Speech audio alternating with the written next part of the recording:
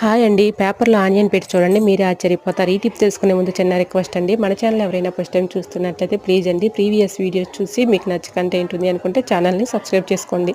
Video నచ్చితే please అండి video like చేసి మీ ఫ్రెండ్స్ అండ్ రిలేటివ్స్ షేర్ చేయండి. ఇంకా ఫస్ట్ టిప్ అయితే తెలుసుకుందాం. దోస పెనాన్ని మనం వాటర్తో క్లీన్ చేస్తూ ఉంటాం కదండి, అస్తమానం వాటర్తో క్లీన్ చేస్తే పాడైపోతుంది. కాబట్టి ఈ విధంగా ట్రై చేయండి.